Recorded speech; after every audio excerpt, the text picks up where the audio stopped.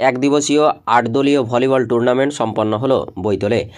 আজ বৃহস্পতিবার কসবা গড়ধার গ্রাম ষোলোআনা ও কসবা নবীন সংঘ পাঠাগারের পরিচালনায় বাবা গঙ্গাধর শিব মন্দির পার্শ্বস্থ মাঠে এক দিবসীয় 8 দলীয় নকআউট ভলিবল টুর্নামেন্ট আয়োজন করা হয়েছিল।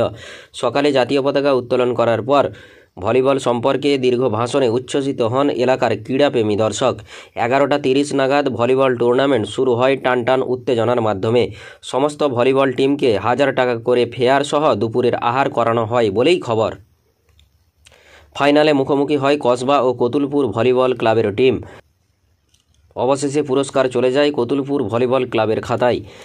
কতুলপুর ভলিবল ক্লাবের তরফ থেকে গুরুত্বপূর্ণ বক্তব্য রাখেন লক্ষণ পান ও টুর্নামেন্টের আয়োজক নিরঞ্জন মুখার্জিও গঠনমূলক মতামত প্রদান করেছেন ক্যামেরার মুখোমুখি হয়ে।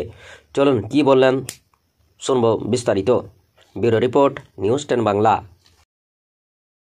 সম্পর্কে বলতে ভলি আমার জীবন, আমার মন প্রাণ। ভলি খেলা আগে হতো, প্রতি বছরই হতো, কিন্তু কয়েক বছর বন্ধ হয়েছিল। আবার আমরা খেলা শুরু করতে পেরেছি, গত 3 বছর চলছে এবং প্রত্যেকটা মানুষের চলছে। আগামী বছর খেলা করাবো। এই 216 লোকেদের সহযোগিতায় এবং প্রচুর লোকের বাইরের এবং 16 লোকেদের আর্থিক সহযোগিতায় এই খেলাটা আমরা করাচ্ছি। এই খেলাটা প্রায় 60 টাকা খরচা আছে। খরচা যাও, খেলা করাতে পেরেছি, ভালোভাবে খেলা করেছি, এটা আমার কাছে গৌরবের বিষয়। আমি এখনো খেলাধুলা থাকি, আগামী দিনে খেলা করাবো, এটা আমি আশা রাখি। আমাদের টুর্নামেন্ট ছিল 2টো কাপ ছিল, বিজয় বিজিত, তাছাড়া man of the match, man of the series, best lifter, সমস্ত জায়গায় পুরস্কার ছিল।